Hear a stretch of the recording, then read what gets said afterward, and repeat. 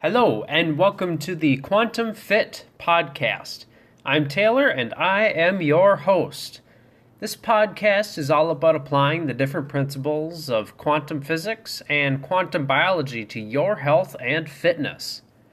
This gives us a holistic view of how different environmental factors, such as sunlight or cold, play a major role in your overall health. So I won't just be talking about diet or exercise and developing good habits. If you want to really make lasting changes in how you feel, think, and act, then I'd recommend you try to listen closely and have an open mind to what I have to say. Every day I'll be hitting you with a quick 7 to 15 minute long podcast. I keep it short like this because it makes it both informative and to the point so that you don't feel quite so overwhelmed with information. Also, currently I do not do any kind of advertisements. So instead, I ask that you share this podcast with a friend or family member if you enjoyed the message and gained something from it. I want to be able to spread quality and easy to understand content that everyone can take and use in their own daily lives. I would highly appreciate it. On to today's episode, Protecting Your Body from Civilization. This episode will be, I guess realistic, even a little bit dark, but I believe it's necessary that we talk about these things. So I'd say there's pretty much 5 major environmental factors that, or at least they're the main ones that'll impact us, or they'll impact us the most. So it's the pollution of our air, water, food, light, and electromagnetic waves. The types of air pollution doesn't matter much since all kinds basically affect us the same way, whether it's smog or smoke or, whatever. Unless, of course, it's something like, sitting in a car with carbon monoxide or something, that's, entirely different. I wouldn't really call that air pollution. So breathing air with too many pollutants will vastly reduce your cellular oxygen tensions. I'll have to get into it some other time, but in general, high oxygen tensions have a strong relationship with good mitochondrial health when there is low inflammation. So, when smog lowers our oxygen tensions, it will automatically begin decreasing the efficiency of our mitochondria as well. Again, because the two are tied together, one affects the other. So, air pollution is bad stuff, but realistically, you can pretty easily beat it with sunlight, seafood, and cold.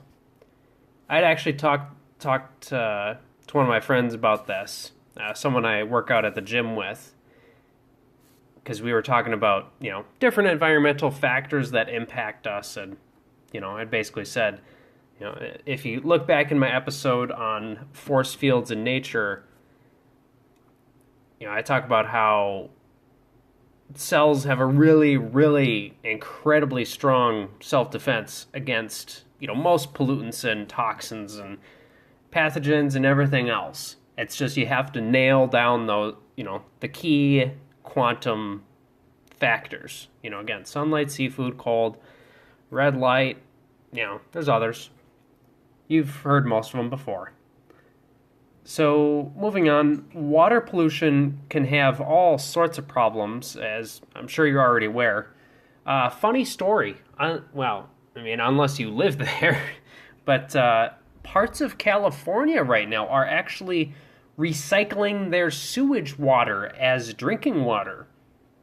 Okay, so there's actually been reports, as far as I know they're true, that there's all kinds of hormones and other pharmaceutical shit that's showing up in the drinking water.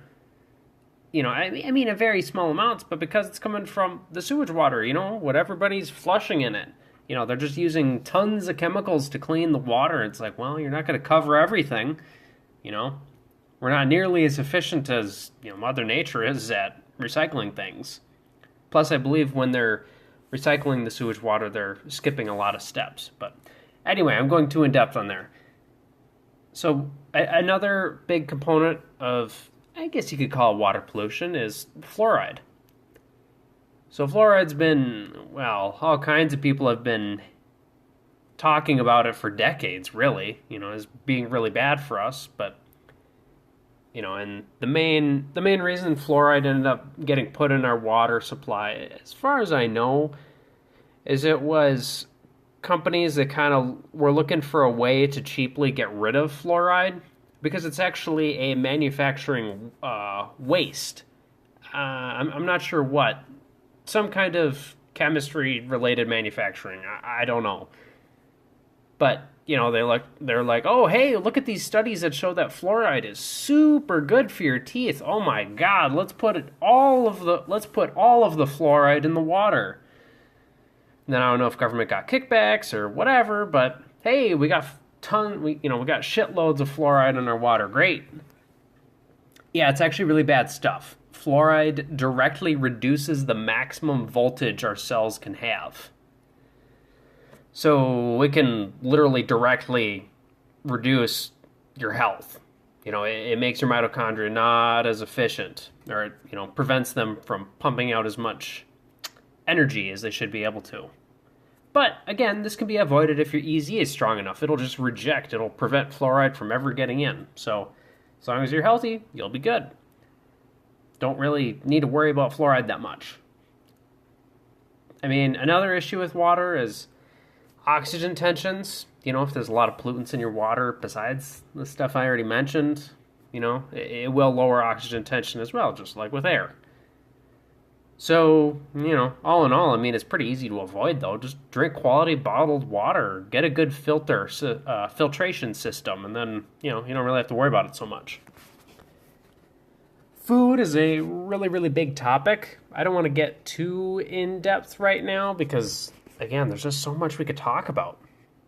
And, well, personally, I don't worry about it too much either, just because I eat like a carnivore. Quite literally, almost every day I will eat only animal products. I don't have any plants of any kind. It's actually even rare for me to use any spices or anything. I usually just use salt. By the way, I've never felt better in my entire life or had more energy. I'll talk more about it sometime if you guys want. So, I don't really worry about food too much just because I feel great from it, from what I eat. I don't even eat organic or grass-fed or anything. So, instead of fretting about every single little thing with food, my advice for you right now is to eat lots of seafood and meat. Get grass-fed, organic, wild-caught, whatever. Get all of that whenever you can afford it. But don't stress about it. Again, it comes back to the main point is fixing your environment can overcome, lots of pollution dilemmas. And, even when it comes to food, the environment, the quantum solutions can overcome those pretty easily. Moving on to light. You need to address that right now if you haven't done so already. If you've ever wondered why suicides are pretty much everywhere now, we just see it all the time. I had actually just saw a article. I think it was from Dr. Jack Kruse. I don't know, it showed that the military, special ops, must have been special ops teams, or I don't know, whatever, I'm not an expert on it, but they've seen their suicide rates triple within the past couple years. Okay, light and the next thing, EMF, are the main drivers behind that. Guarantee food, bad food doesn't make you commit suicide. Well, unless you don't have any animal products ever, but, I highly doubt there's very many vegans that are in the special ops forces. Now, light is also, of course, the main driver in people having hormone issues, skin problems, brain fog, and so many other things. Again, I'd argue it's the number one thing you need to take care of right now if you want to have any kind of health. Partially because it's so easy to deal with.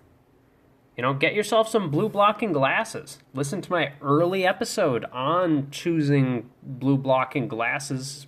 If you forgot, what kinds you should look at and when to use them or whatever. Or if you don't know what I'm talking about, seriously, go back, listen to that episode. It's extremely important.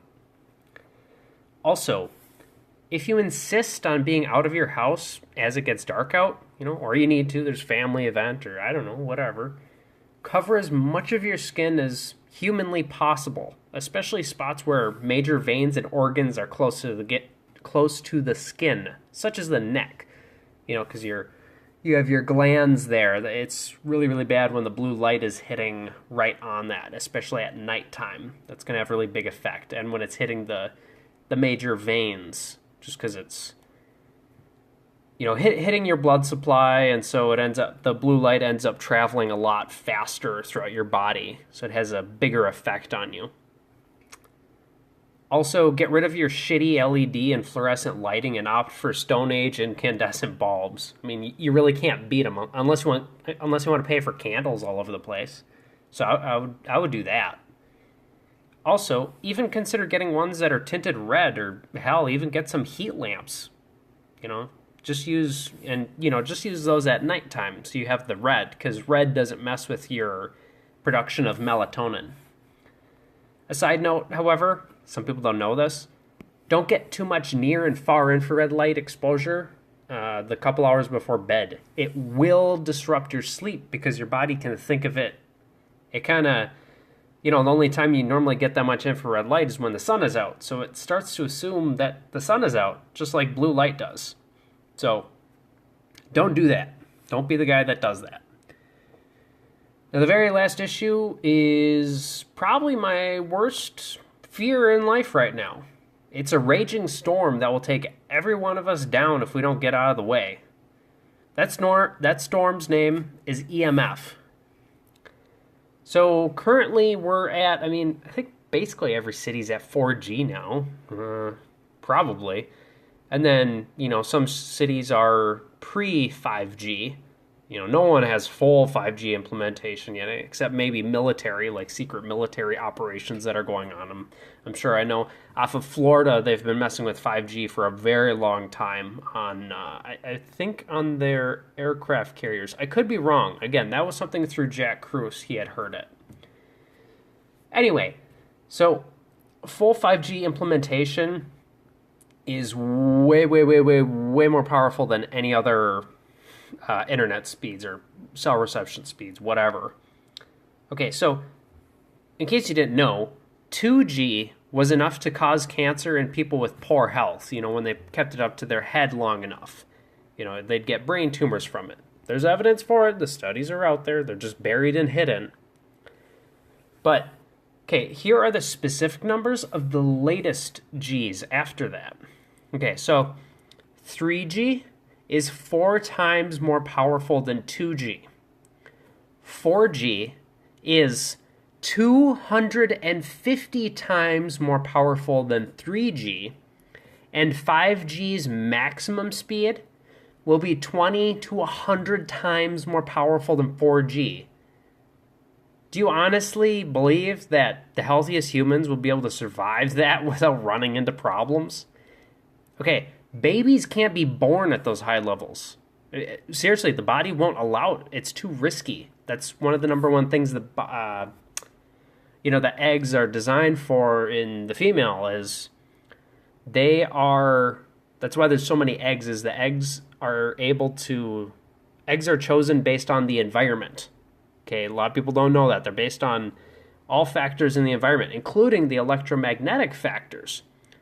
Okay, if you're in 5G constantly, no, the eggs just won't, none of them are designed to live in that, so none of them will work. All of a sudden you'll have tons of women that won't be able to have kids. They'll be infertile, and nobody will know why, even though it's kind of right under their nose. The unhealthy of us will drop like flies. And again, I'm not trying to fearmonger or anything. I'm giving you the reality of the situation of how bad it actually will be. You could fix every other bit of your environment, but if but if you live within 5G, you're screwed. So the only solution for this future problem, this future environmental problem, is to get yourself financially mobile. Seriously, make money remotely so that you can get you and your family out of the path of destruction. And again, I'm sorry this has been kind of a dark episode, but I really feel that it was necessary. You need to understand that most of your environmental problems can be fixed. And they're usually really easy fixes that are pretty damn cheap, honestly. But you cannot fix man-made EMF issues. You can only avoid them until the problem is resolved one way or another. I do have faith that it will be stopped sooner rather than later, but you still need to be prepared. All right, enough of that.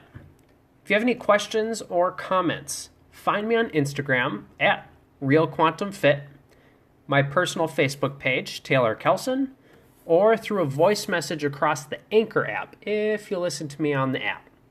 See ya!